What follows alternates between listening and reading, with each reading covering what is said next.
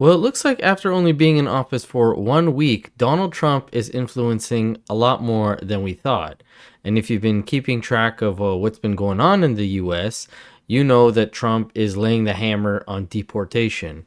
And now we are getting Pierre Poilievre also talking about it, as well as a day ago, Ruby Dalla, one of the liberal leadership candidates, also coming out in a video talking about deportation. Take a look. We must not just condemn these things, we must take action against them. We must deport from our country any temporary resident that is here on a permit or a visa that is carrying out violence or hate crimes on our soil.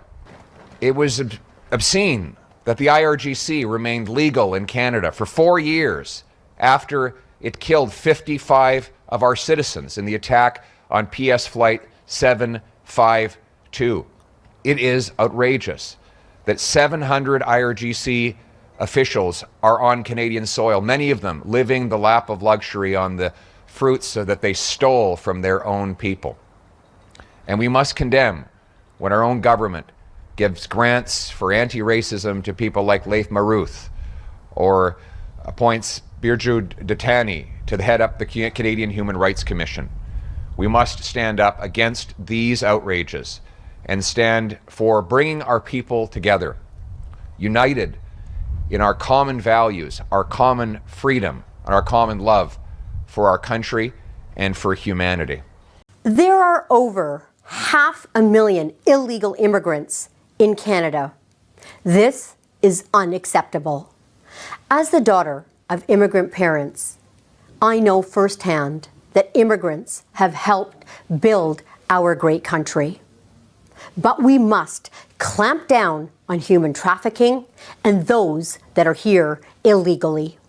As your Prime Minister, I promise you, I will deport every illegal immigrant in Canada.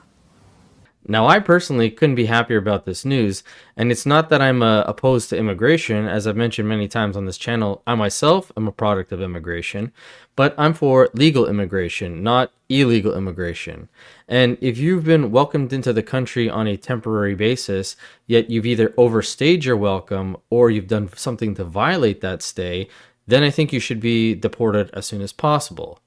Now, as I mentioned in the States, they're really cracking down on this.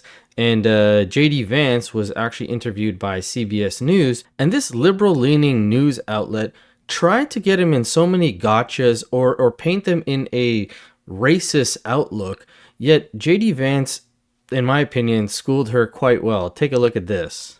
There's a very basic principle in American immigration law that if you want to become an American citizen and you've done it the right way, and the American people and their collective wisdom have welcomed you into our national community, then you become a citizen. But temporary residents, people who come in here, whether legally or illegally, and don't plan to stay, their children shouldn't become American citizens. I don't know any country that does that or why we would be different. Well, this is a country founded by immigrants.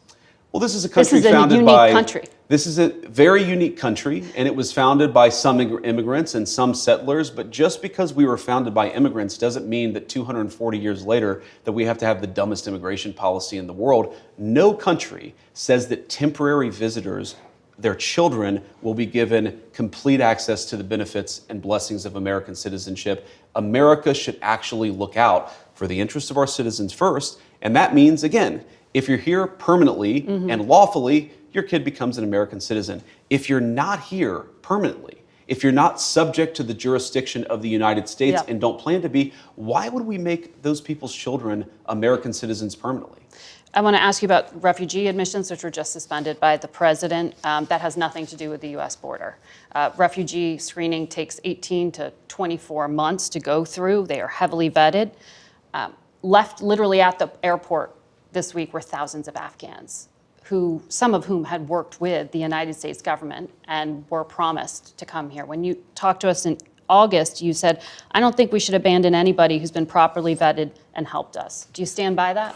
Well, Margaret, I don't agree that all these immigrants or all these refugees have been properly vetted. In fact, we know that there are cases of people who allegedly were properly vetted and then were literally planning terrorist attacks on our country. That happened during the campaign, if you may remember. So clearly not all of these foreign nationals but there are have been properly 30,000 vetted. people in the pipeline, Afghan refugees. But my primary Do you stand concern by it? as the vice president, Margaret, is to look after the American people. And now that So we no. know that we have vetting problems with a lot of these refugee programs, we absolutely cannot unleash thousands of unvetted people into our country. These It's people are not vetted. good. These people are vetted. Just like the guy who planned a terrorist attack in Oklahoma a few months ago, he was allegedly properly vetted, and many people in the media and the Democratic Party said that he was properly vetted. Clearly he wasn't.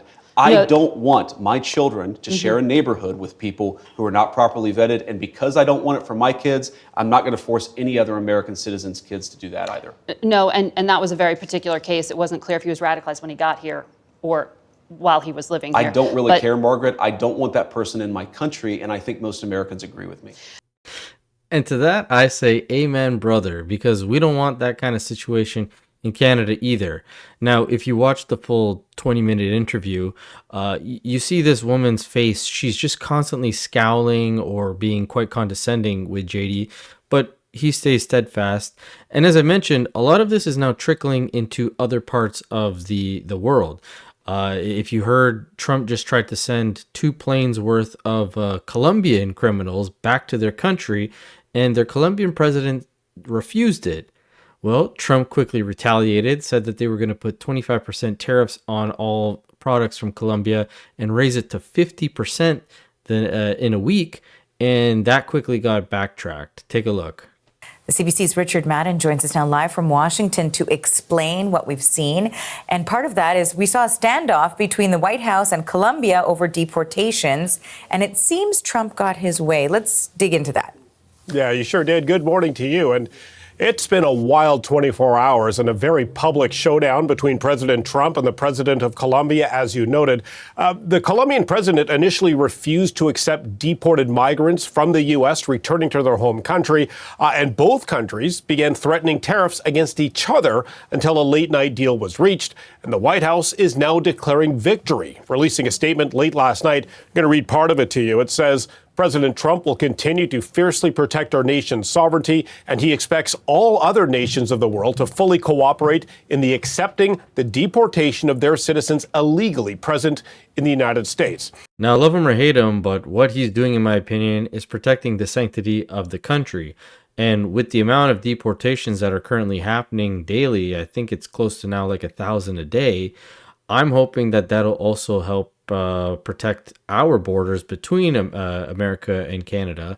And with our government also agreeing to beef up our border, which I'm hoping they're sticking with that promise, we're going to see less and less of these dangerous criminals and individuals. Now, one story that did come out a few days ago on the media was dealing with somebody who has violated their terms of being here, although it was non-violent. And I hate to see that they're focusing more so on the non-violent individual versus the violent ones. But, I mean, he still violated his circumstances. It is playing the victim card, and even the way that the media was reporting on it seems like they're favoring this guy. Just take a look. Zane Hwk, a BC climate justice advocate, is once again facing deportation. Removal will lead to significant hardship for both me and my spouse, and in the long run, it won't serve the public safety of Canada. Hwk arrived in Canada to study at Simon Fraser University in 2019 and gained popularity in the BC climate activism community, but says CBSA began to scrutinize his study permit after he became involved in nonviolent civil disobedience, where he was arrested several times. Canadian immigration officials halted his deportation and issued a temporary resident permit 2 days before he was scheduled to be sent back to Pakistan in early of 2024. Hwk has been arrested almost a dozen times, violating terms of his permit. Hawk's wife, Sophie Papp, urged Canada's immigration public safety ministers to call off his deportation and applied to sponsor his permanent residency application. Hawk's lawyer says he has asked CBSA to exercise exercise their right to stop the removal, but they declined that request. Our only options at this point are to either ask the ministers to intervene once again, or we're also asking the court to order a stay of removal later this week, although there are a bunch of legal complexities there and I can't guarantee success. The CBSA says for privacy reasons they're unable to provide any information regarding his case. Hwk is scheduled to leave Vancouver for Toronto on the 25th of January and fly back to Pakistan on the 26th. Now, I'm sorry, but if you're here on a visa for studying whatever program you're studying, and you decide to put yourself into a position where you're violating those rules, you're getting arrested, regardless if it's for a violent crime or a non-violent crime, you need to be held accountable for your actions. Like, actions have consequences. As they say, F around and find out. So you effed around, you found out, now you're getting deported to Pakistan. I don't know why you're crying over here saying, oh, I'm such a upstanding citizen and I didn't do this and I didn't do that and I put in these papers. You violated your terms of being here from the start with the visa. And even his lawyer admits that, but then tries to backpedal and say the judge said that he could do so much for the community.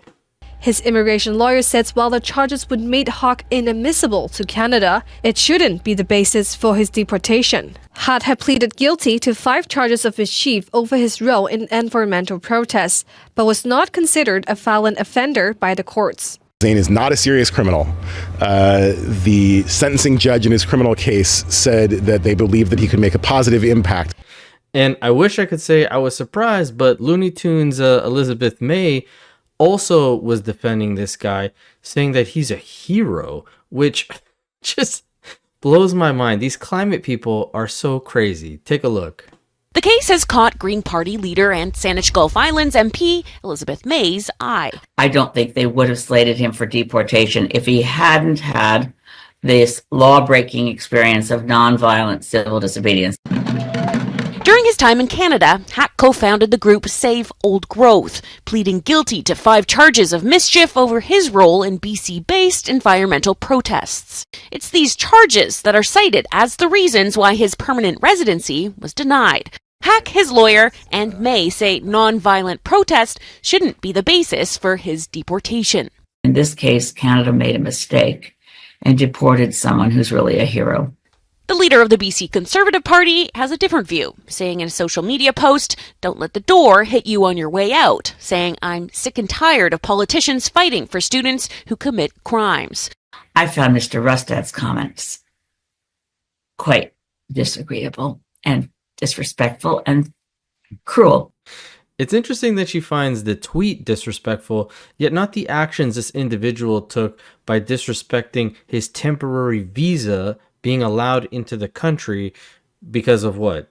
Because he's a climate activist? He should get a pass? No, he disrespected the rules of being here by getting arrested and getting involved in all that stuff. If he wants to be a climate activist, totally cool. But you're on a temporary visa for studying.